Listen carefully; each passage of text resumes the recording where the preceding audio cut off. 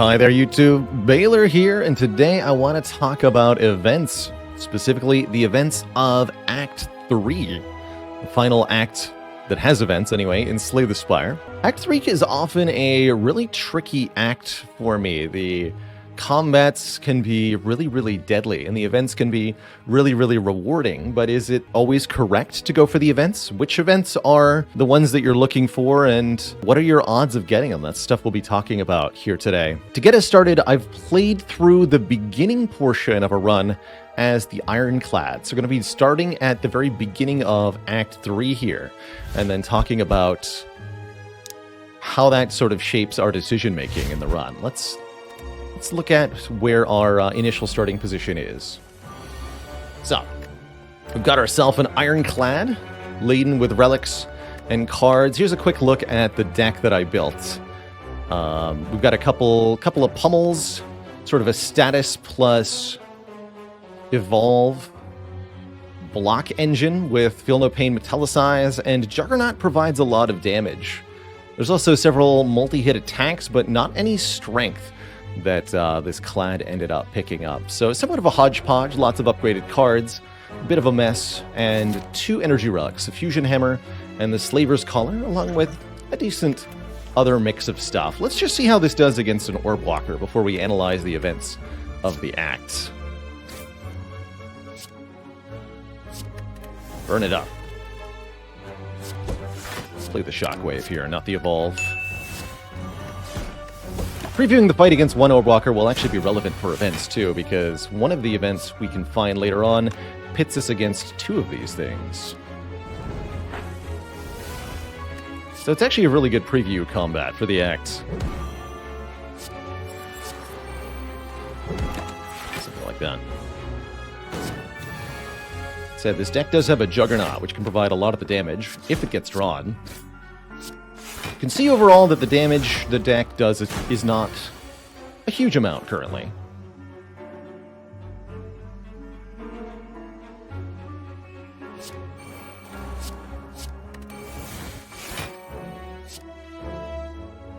don't know if I need to play that. Our one short? Yeah, I do.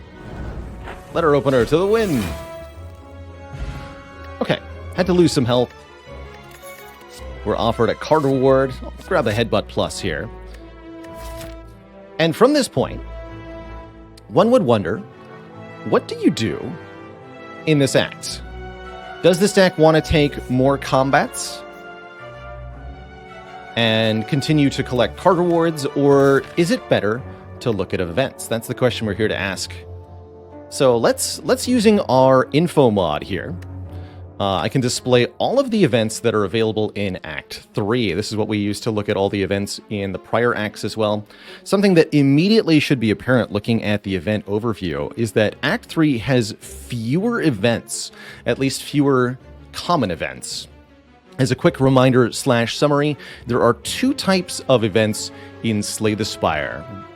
Regular events and shrines, which are less likely to appear. By default, at the beginning of an act, these are your chances to encounter different things in a question mark room. You have an 85% chance of encountering some type of event, which is specifically 63.75 chance of an event and 21.25 chance of a shrine. 10% for a fight, 3% for a shop, and 2% for a treasure chest. These chances will change every time you enter a question mark room. In order to showcase all of the different events that you can encounter in Act 3, I'm going to be using console commands to initiate the events. So we're going to be cheating at the event system a little bit so that I can showcase all of the decision making here. Again, a quick summary here. Shrines are usually events that can appear across multiple acts that are less common than normal events. Quick example, the Bonfire Spirits is a shrine event where you offer up a card from your deck and gain a heal based on the card you offered up. We talked about most of the shrines in the Act 1 events video, but we'll be looking at a couple of them again here. But let's start by looking at the common events of Act 3, and I guess I'll do them in order here. starting with Falling. This one here. As you head upwards, hopping from one floating shape to another, you slip and begin to fall. While in free fall, you consider your options. Channel a power to survive the fall, land safely with your greatest techniques, or strike at the wall to hang on to it. This event, depending on the random roll, this event can be either amazing or absolutely catastrophic for you. 3 cards are chosen from your deck. At random, completely at random, 1 skill, 1 power, and 1 attack. It is able to roll defend and strike, and in those events, usually a simple removal of the starter card that you are most willing to lose is an easy free removal. However, this event could have easily said lose Offering Plus, lose Feel No Pain, lose Headbutt Plus, and we would have had a much more difficult choice deciding which upgraded card to lose or whether to lose a key power. This event can be extremely problematic if you are doing a minimalist run, trying to win a run with 5 or fewer cards in your deck, because having any one of those cards removed may ruin whatever combo that you're trying to use or otherwise debilitate your deck of cards. It can be really, really problematic to encounter this for that reason. So what to do in Falling event is 1, be aware that this event exists and have a backup card available to perform a key function in the deck, especially if your deck is 10 cards or fewer. Be aware that you might have to choose to lose one of 3 and make sure that there is a safety net of some kind, just a duplicate somewhere that can cushion you in that, or avoid events in order to avoid having an important card forcibly removed. That's your other option when it comes to Falling. If you do have to make a painful choice, consider the act that you're in specifically. That Act 3 requires lots of upfront block and a gradual escalation of scaling power more than anything else.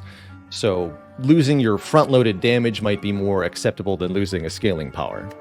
In this case, we simply purge a strike and we're happily on our way here. We're able to latch onto the wall and manage to make a short hop onto another stable platform. All right, so we've seen Falling. Let's look at another big one here, Mind Bloom. One of the most common events in Slay the Spire Act 3. Mind Bloom is also one of the most important. While walking and traversing through the chaos of the Spire, your thoughts suddenly begin to feel very real. Imaginings of monsters and riches begin to manifest themselves into reality. The sensation is quickly fleeting. What do you do? Here you're given one of 3 choices, although note there are actually 4 options that can appear in this event. The top 2 options are always the same, I Am War and I Am Awake. I Am War puts you in a boss fight from Act 1 in order to obtain a rare relic. You'll randomly fight either the Guardian, Slime Boss, or Hexaghost. This can be the same as the Act 1 boss you fought earlier in the run, but it does not have to be. I Am Awake upgrades every card in your deck, but gives you a relic that says you can no longer heal. This relic is called Mark of the Bloom, and it does not mess around. Mark of the Bloom prevents all sources of healing, anything that would cause your health to increase at all. Prevents you from reviving, prevents you from healing after an act boss, prevents you from resting at rest sites, prevents you from healing from potions, relics, anything. There are no exceptions whatsoever to the Mark of the Bloom. There is no way to gain health. That said, this middle option can be obscenely good in the right circumstances. My usual rule of thumb is if you're getting more than 10 upgrades from upgrading all of your cards, then it's worth considering. Being unable to heal is really detrimental if you're not at high health currently, and if you have any big healing relics. Even for max health increases, correct. Even max health will not increase your current health. with the Mark of the Bloom. You can, if you pick up a pair, you'll gain 10 max health, but not 10 current health after taking Mark of the Bloom. There's really nothing that can cause your health to go up. But again, that's not to say you should never take this.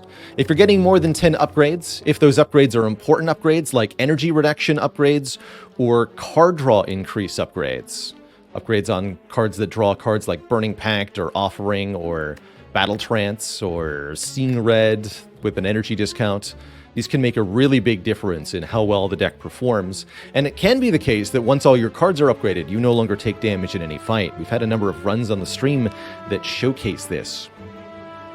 So I say do upgrade all cards if you get more than 10 upgrades and you're already at full or almost full health.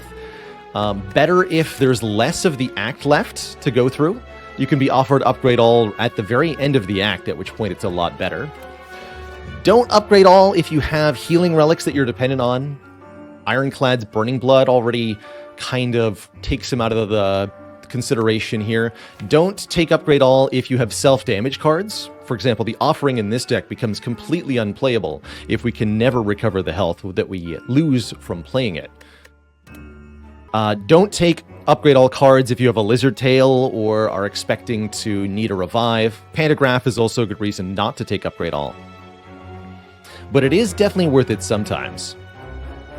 The last option, let's see if I can get this to display correctly. Yes, there it is. So, there are actually 4 options that appear in Mind Bloom. I Am Rich and I Am Healthy are the final 2. I Am Rich says gain 999 gold, get cursed with 2 normalities. And I Am Healthy says heal to full health, get cursed with a doubt. Note the little line at the bottom here. I Am Rich and I Am Healthy are mutually exclusive. If you encounter the event on floor 40 or earlier, the third option is I Am Rich. If you encounter the event on floor 41 or above, the final option says I Am Healthy. Heal to full, become cursed with doubt. So that's the cutoff, floor 40. This is 35, 6, 7, 8, 9, 40 here. So the cutoff is a little bit before the chest in the middle of the act, right when Elites and Fires can first start to appear. That's the cutoff for gain 999 gold. And I think that's intended because most of the shops of the run will be behind you at that point. So what's the point of 999 gold?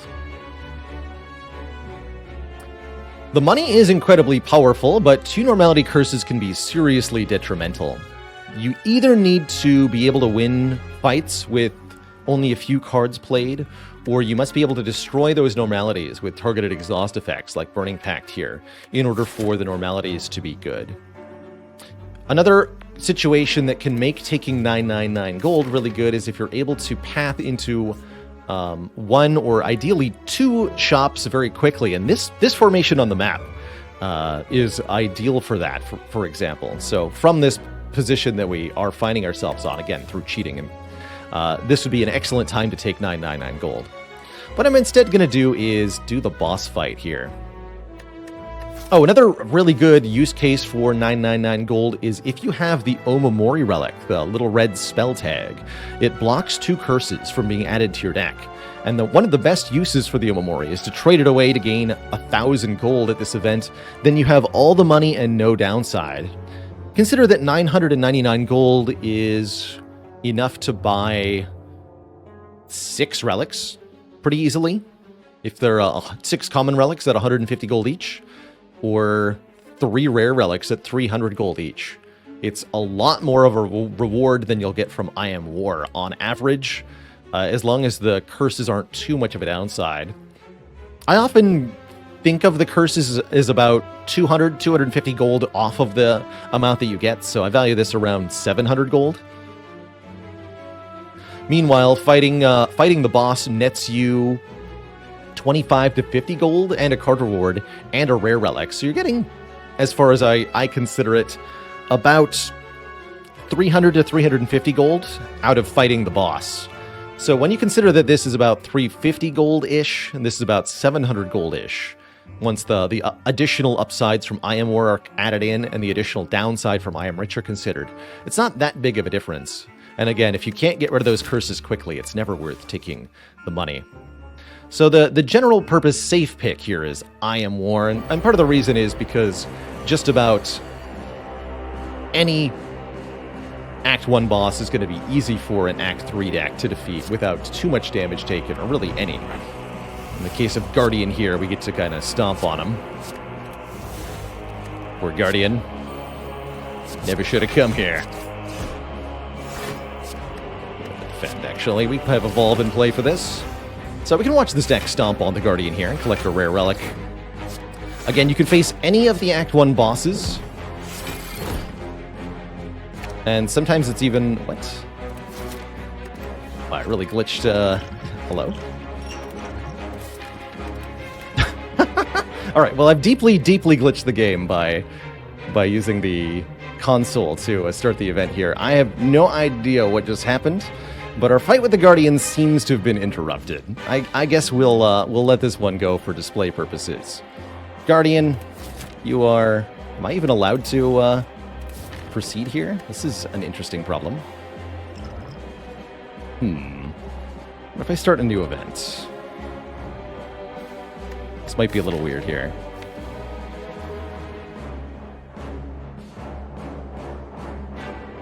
Let's start in White Halls. Oh yeah, I've definitely glitched the game a little bit. Hold on. Let's see if I can save and quit and fix some of our experience that we're having here. Alright. Yes, I see. So that card reward got added somehow. Let's actually proceed to this shop before I start doing things. Kind of, you can definitely see we had some card actions queued there. That's very odd. And the card removal is sold out here already. Very strange. Very strange. Anyway. I think I talked about Mind Bloom sufficiently. So, our next event will be the Mysterious Sphere, the Double Orb Walkers event. Something else a couple of the quick things to mention about the Mind Bloom boss fight is that entering into that combat does count as a proper boss combat. Notably, you'll get additional energy from the Slaver's Collar, as well as a 25 hit point heal from the Pantograph at the beginning of the fight. And that can be an additional reason to take the fight, either because it's easier with the collar, or genuinely because you want a big heal.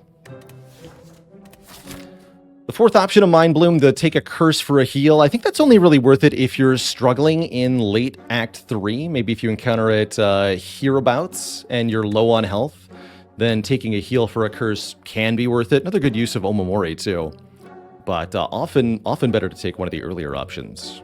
All right, let's see if we naturally roll. Okay, we got Mind Bloom again. Let's take the... take the upgrade all this time. Show off the Mind Bloom relic. You can no longer heal, so this will prevent Blood Vial and Burning Blood from happening. Alright, event Mysterious Sphere. There are two events that can give you rare relics in Act 3. This is the other one. You'll see two orb walkers doing push-ups in front of you. Jutting from the chaotic terrain around you, a bony sphere surrounds a mysterious glowing object within. While you are curious what lies inside, you notice some sentries keeping an eye on it. You can either opt out of this combat and leave, this simply leaves the event, or fight these two orb walkers for a rare relic. You also get a lot of money, 50 gold, from beating both of them, more than Elite Combat normally rewards. This is a very rewarding fight. However, it's also a very dangerous fight. There are a couple of reasons for this. First off, the two enemies attack very aggressively for very escalating amounts of damage. Orb walkers gain 5 strength per turn and have a base attack value of either 12 or 16 each, which add, or maybe it's 11 or 16? Anyway, their damage adds up very, very fast, whereas their strength gain kicks in. In addition to that, they add burns to your draw and discard pile, potentially once each per turn per sentry. This can cause you to dead draw your deck and be unable to deal with them. And lastly, this fight does not count as an elite fight, so any bonuses you have towards elites specifically will not apply here. So if we jump into a fight, for example, with these two, we'll notice that we are not gaining energy from Slaver's Collar, because this is not an elite room, this is an event room, and does not count as an elite fight. One big thing you can do to make this fight a lot more manageable for yourself is to invest some potions. A couple potions can make a really big difference here. Debuff potions, card draw potions, or block potions can all really, really help. In this case, we're definitely going to shockwave them. Probably need to cleave to do some damage to them. And if we defend, we're going to end up taking a decent chunk of damage here on turn 1. I'm actually not quite sure how well this deck does in this fight. My general rule of advice is any deck that cannot do 100 damage to one of the sentries in approximately 2 turns should probably consider not taking the fight. If your deck is slow and setup oriented, if it takes you 3 or 4 turns to get going and your plan is to block while you do that, it's not going to work here. You absolutely have to kill one of the orb walkers quickly, or this fight will be an unmitigated disaster. I don't think this is the time for the Gambler's Brew. The Entropic Brew is definitely essential here. Like I said, potions really can make a big difference here. Even if you win this fight, it's very possible to take so much damage that you quickly hemorrhage all of your advantage and end up spiraling out of control here in Act 3. Losing 50 health to this fight can mean you are no longer able to take elites and have to try resting at fires, and it can really send you down a dark spiral. Offering first here. Alright, give him the Juggernaut. Can we kill one this turn? Again, that's the goal. Kill one as quickly as possible. Note that both are adding statuses to the draw pile. Here's the actual AI of Orb Walker. Either do 11 damage and burn 2. One burn goes in the draw pile, and the other goes in the discard pile. And again, each gains 5 strength per turn. So these are each 13. Pummel does 15. We can dual wield Pummel for some more single target damage. And we have Pen Nib. So I think we just want a Pen Nib Pummel. And that should be most of the work done, right? We can dual wield the Pummel. And then, yeah, let's do that. Let's just kill one as soon as possible here. Get him. Excellent work.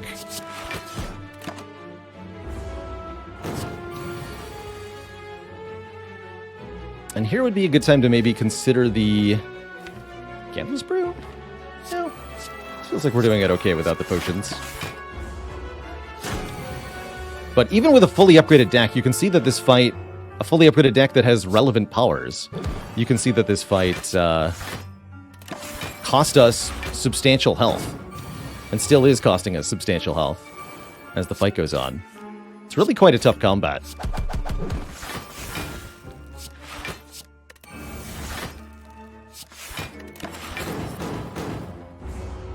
Once the fight's down to 1 Orb Walker, it's a lot more manageable. But if there's 2 alive for any more than 2 turns, you're really in big trouble here.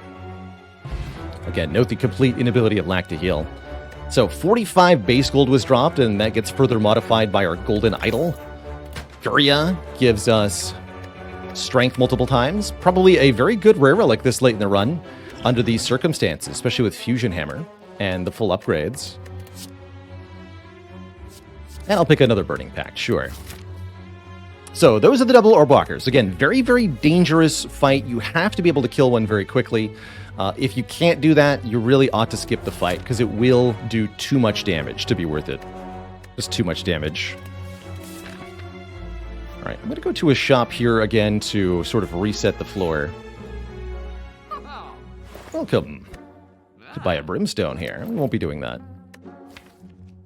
So, next event up is going to be the Sensory Stone. This is one of my favorite events to see in Act 3. Navigating through the Beyond, you discover a glowing tesseract, spinning and shifting gently in the air. Here you can add colorless cards to your deck, choosing to lose health although pretty bad with the inability to heal, if you want to look at more. It's really just a question of how many you want to look at. Generally speaking, I think it's well worth paying the health price to be able to look at more colorless cards. The colorless card pool is very strong, noting that you have a very high chance to see rare colorless cards from this event, because there are no common colorless cards, only uncommons and rares. Additionally, this event is even better if you have any relic that rewards you for either taking cards or that boosts card rewards in general. So this event is excellent with any of the egg relics, but specifically Toxic Egg, because most colorless cards are skills. It's great with the Ceramic Fish, giving you money per card you add. It's great with the Singing Bowl, because you can then skip the card rewards for max health. These are all really good reasons to benefit from this event. With Singing Bowl, you can trade 10 health to gain 6 max health, which is quite a good trade. Question card also improves your number of options here. We'll pay the health to look at 3 here. Cards like Violence. This is 0 cost, draw 3 as far as I'm concerned. Very nice. Secret Technique's almost always good in anything. And if we didn't have the Mark of the Bloom, this deck would level Bandage up. I think in this position I would take Secret Technique and Violence. Balance Confusion. Objective. Balance must be enforced. Define. Balance. Error. Balance not found. Define. Balance. Error. Balance not found.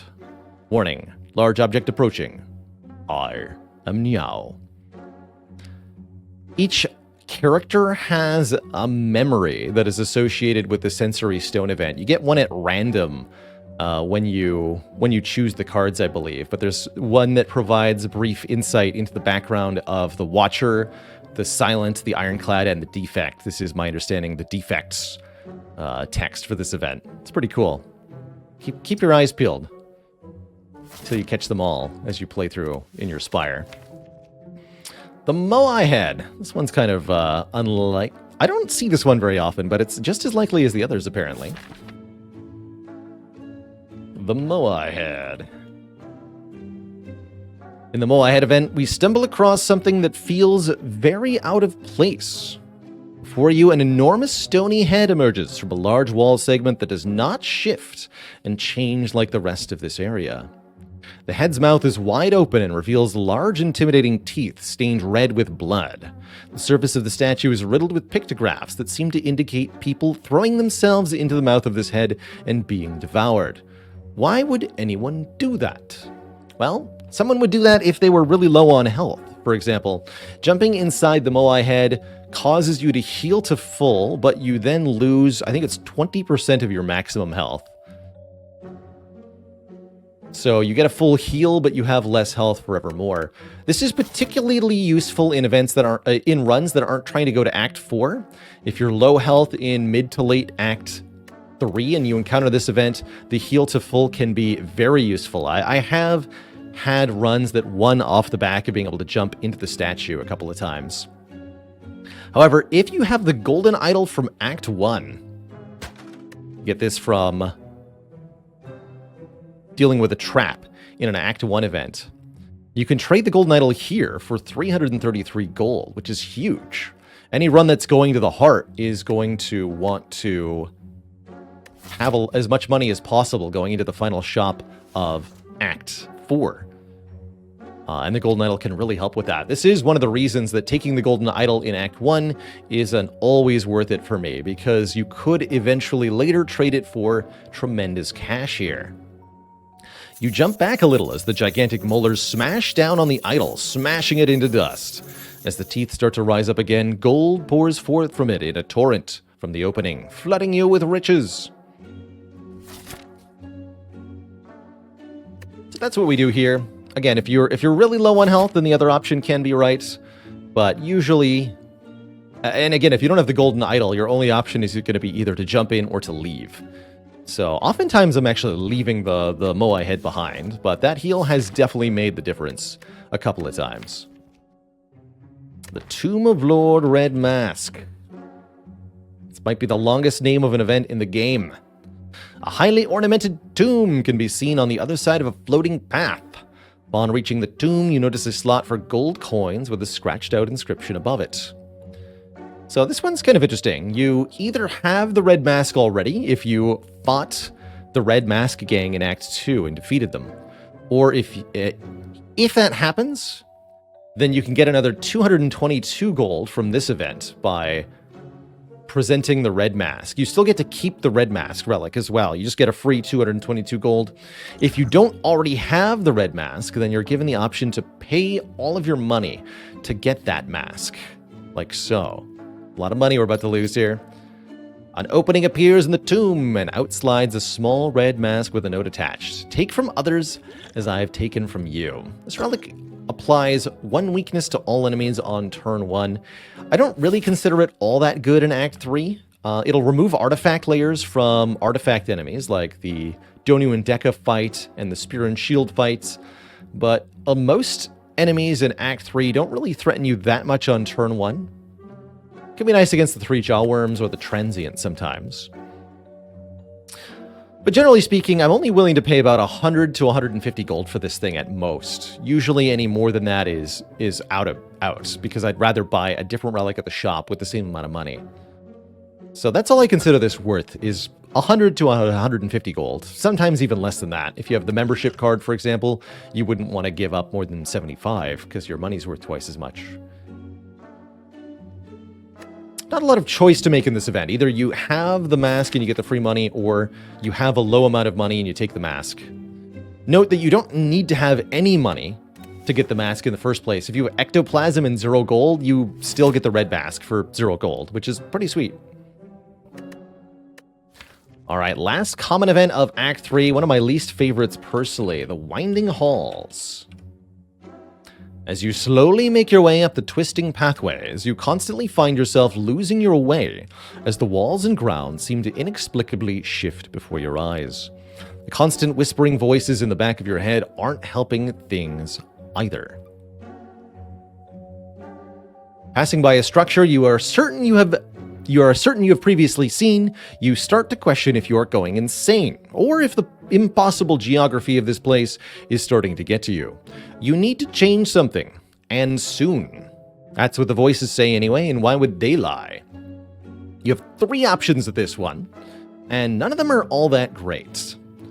Option 1, Embrace Madness. You get 2 Madness cards and lose a bunch of health. Ouch.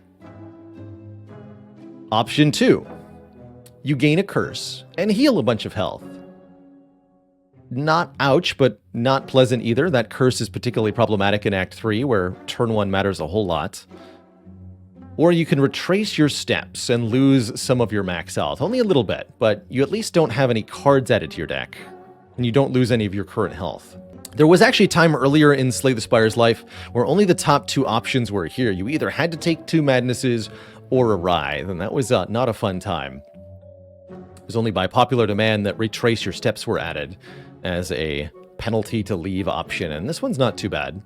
Losing 4 max health really isn't that much of an issue. It can limit your maximum possibility in the heart fight, but so can having an extra card. I'm very much a believer in getting rid of unnecessary cards in Slay the Spire. And 2 Madnesses can very much be unnecessary cards. Madnesses allow you to make other cards free, but they're not going to be worth the card draw you have to spend on them, unless you either have the ability to redraw your cards very frequently, or just a lot of card draw in the first place. Small compact decks, or decks that can maybe create an infinite combo, can really appreciate the Madnesses and really use them well. Particularly good with Hologram and All for One on Defect, but also very usable with Acrobatics, Draw Discard Engine stuff on Silent, or with a small efficient deck on Watcher. There's a couple fun things you can do with Madnesses. But I'd say most of the time, unless you have a really specific use case in mind, or trying to make a couple cards free, it's just not worth it. The fact that you have to draw and play these Madnesses, and then to further add insult to injury, they target a random card. It really is just a big problem. This can be more worth it if you have the Toxic Egg Relic, which will mean the Madnesses have an upgrade on them already. That could be quite nice. If you need a heal, or if you have the Omamori Relic, then taking the Writhe Curse can be worth it. I also like the Writhe Curse sometimes if you have the Darkstone Periapt Relic, which gives you more max health if you take a curse. Taking a curse and gaining max health definitely feels better than losing max health. It's something like a 10 max health difference between these two choices in that case. But unless you have a specific reason to want one of the first two options, my general advice here is retrace your steps, take the small max health loss. Losing max health doesn't cost you current health, after all. You spend what seems like an eternity lost in the maze. Slowly but surely, you're able to retrace your steps, reorient yourself, and make it out. Feel drained. So, those are the 7 common events of Act 3. But not the only events that you can find in Act 3. We can also find various shrines. One or two of which are specific to the third act. We talked about the decision-making of many of these in our Act 1 video. If you're playing on lower Ascensions, you would be able to find a note for yourself. Take a card, leave a card. Bonfire Spirits. Sacrifice a card in your deck to gain a heal. Better in Act 3 than in any other act, in my opinion, because you're going to have a wider variety of cards that you can donate, and you're more likely to be able to give up a rare card for max health here in Act 3. If you have money, you can encounter Designer Inspire. Designer Inspire appears in Act 2 or Act 3 and offers to trade money for upgrades, removals, or transforms. Often worth it if you've got the cash to take his deals. They're quite worth it. A duplication shrine can allow us to duplicate any card in the deck. Often duplicating your best card is the best play, or a card that you can take a special use of in duplicate. Face Trader cannot appear in Act 3, but you can still encounter a golden shrine, able to get a curse for 275 gold. You can encounter the Potion Lab and get some free potions. You can encounter the Match and Keep with the Gremlin to play for some cards. You can encounter the Ominous Forge and pick up the Warp Tongs or get an upgrade. A Purifier Shrine that lets you remove one card of your choice. We'll look at Secret Portal in a moment. The Divine Fountain. If you've got curses in your deck, you could remove them all. Woman in Blue could appear in Act 3 and sell you potions. Transmogrifier Shrine lets you transform a card of your choice. Upgrade Shrine lets you upgrade a card of your choice. You can encounter Ranwid in Act 3 and trade him something for a relic. And you can encounter the Wheel Gremlin and spin. Most of these don't have a whole lot of decision-making to them. But there is one special event that only appears in Act 3, and that one is this one. Secret Portal. Before you is a sight that seems out of place in the alien landscape around you. Strangely placed into one of the living walls of the Beyond is an enclosed stone entrance filled with a swirling magical portal. You aren't sure where it leads, but maybe it could speed your journey through the spire. You can either enter the portal to immediately travel to the boss, or you can pass. Those are really your only options. When you enter the portal, you immediately fight your act boss of the act, skipping over anything and everything in between. If you're just looking to get to the end of the run and win, then this can be pretty good, but oftentimes missing out on the rewards, shops, rest sites, relics from combats, the treasure chest in the middle of the act can be quite bad. Also, if you're trying to go to Act 4 and you haven't collected all 3 keys, then entering the portal will cause you to miss the opportunity to get the 3 keys. There's definitely more reasons to not take the portal than there are to take the portal, because again, you want to be taking fights and getting rewards in Slay the Spire to get ever stronger. That said, if you want to save yourself some time, or if you want to jump over a dangerous hazard like an elite that you don't have an answer to, your deck can't beat Giant Head but can beat the Awakened one, then maybe you want to take the portal, for example. On A20, you get taken to the first boss, and if you beat them, you'll be fighting the second boss right away. Very problematically, you always skip over the rest site that's right before the boss, and that part is a little disappointing. Something I'll point out is that there is a odd little spawn condition on the secret portal. Your game time must be at least 30 seconds and 20 minutes of playtime. And this is because of the speedrunning community of Slay the Spire, basically.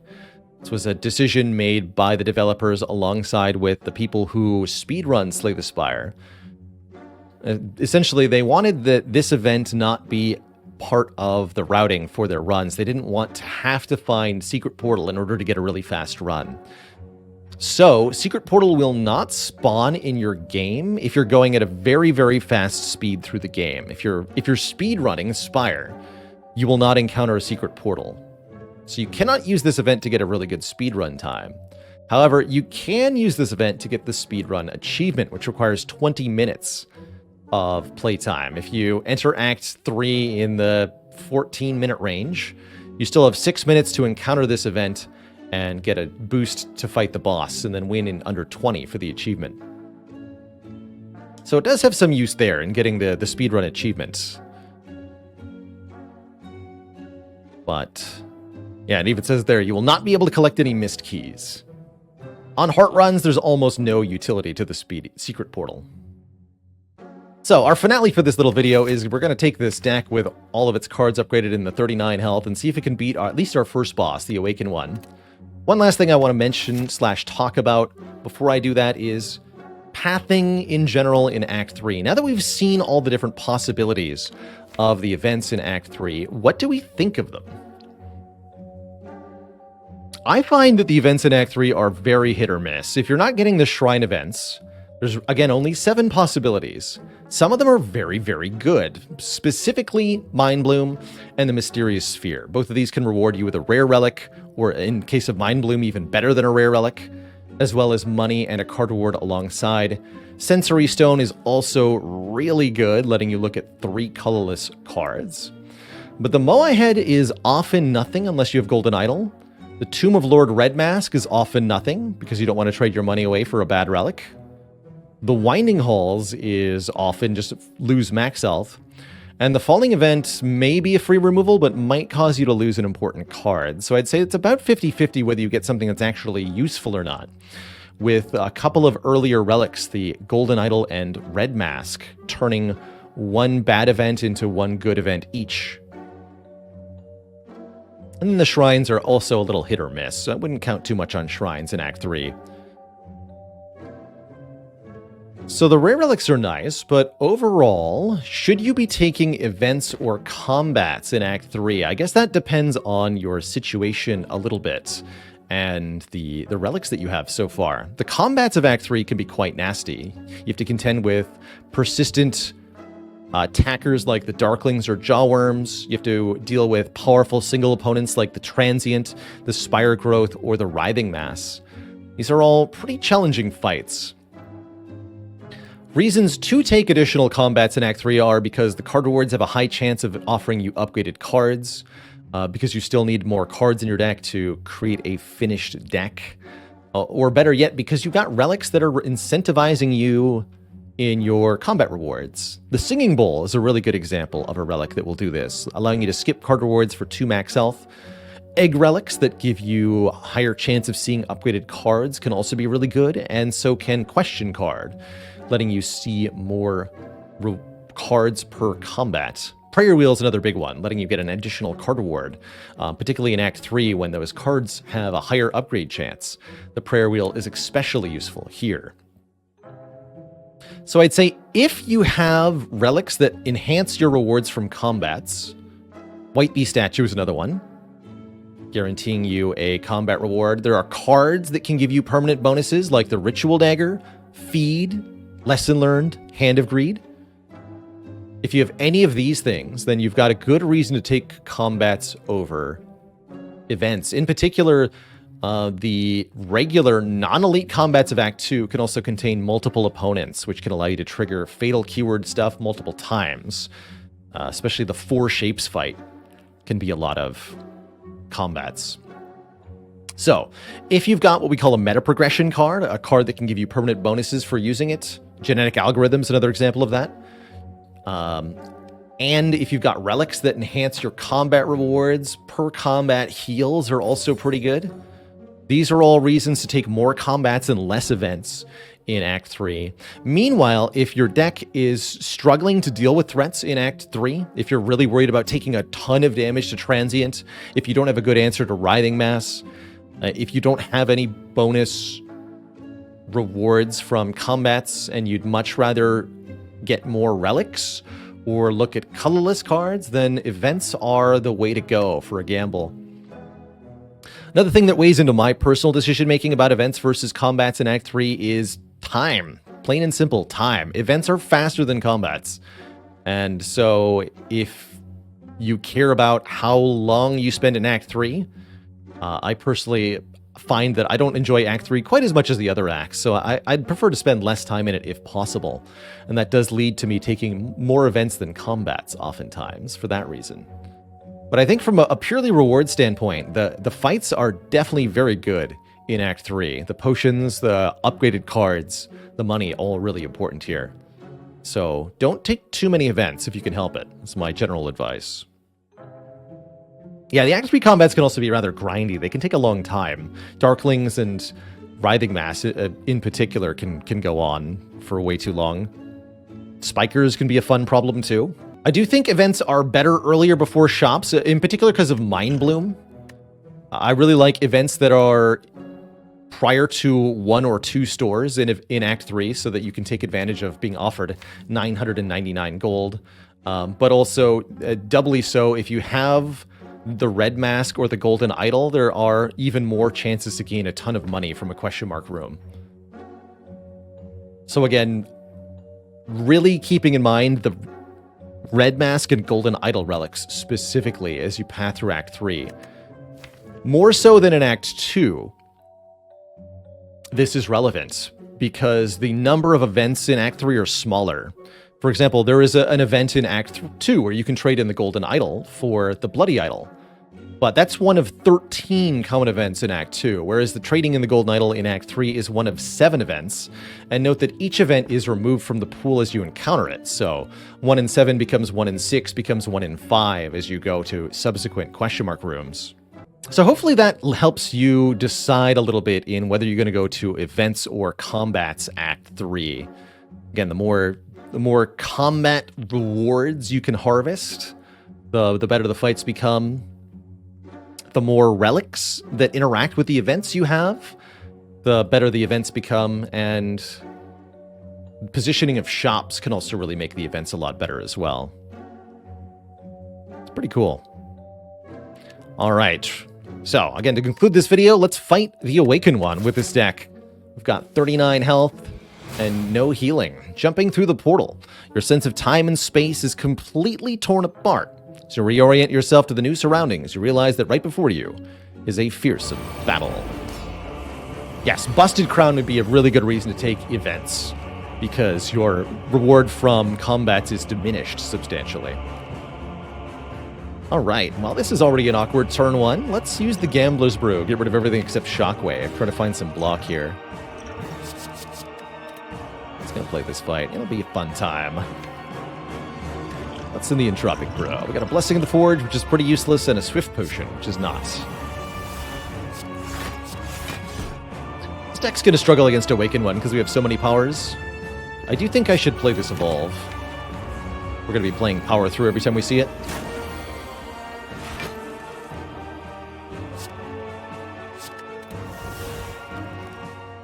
But Feel No Pain. Yep, I'm going to play that too. We don't need armaments anymore. There's Power Through. Can't Power Through and Juggernaut. That's fine. Can always Juggernaut later. Probably want to delete Metallicize, as even though it gives us block each turn, the added strength of the boss is not likely to be worth it here.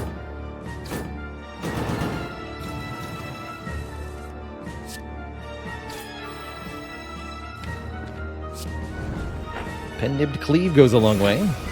Anything we want to duplicate?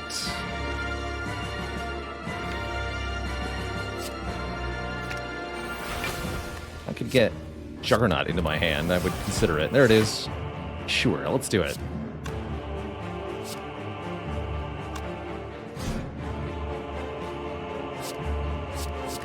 Multiple juggernauts, please.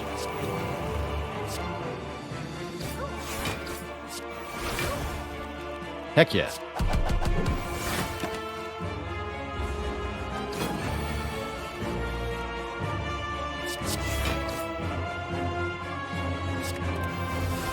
I mean, Zoom can get back anything that we've exhausted, including that Juggernaut, or that Metallicize, actually, which is quite cute.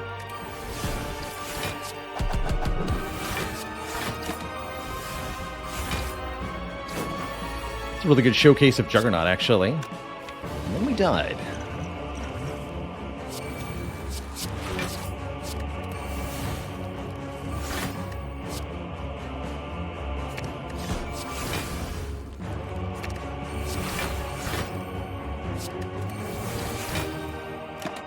Wow.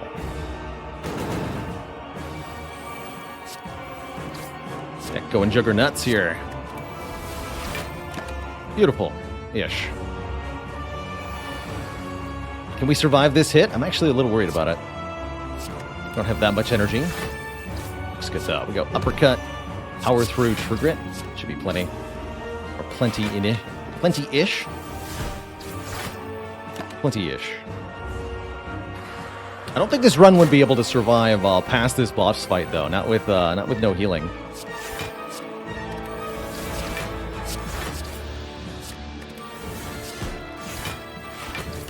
In fact, we're even still hemorrhaging health.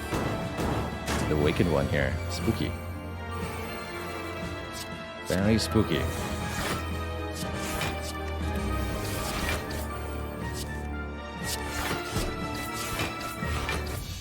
The power of Juggernaut. Alright, GG, Twitch chat, YouTube chat, everybody chat. If you found this video informative, if you enjoyed, please don't hesitate to drop me a like below and subscribe to the channel for more tutorial-style vids on what to do in Slay the Spire. Good luck out there in your own hunts in Act 3. Best of luck. Hey there. If you enjoyed that video, watch this one next. And before you go, join us on Twitch and watch live. I'm there 5 days a week playing Slay the Spire, answering questions, and chilling with the community. Click the link in the description to follow right now. Ta-ta for now.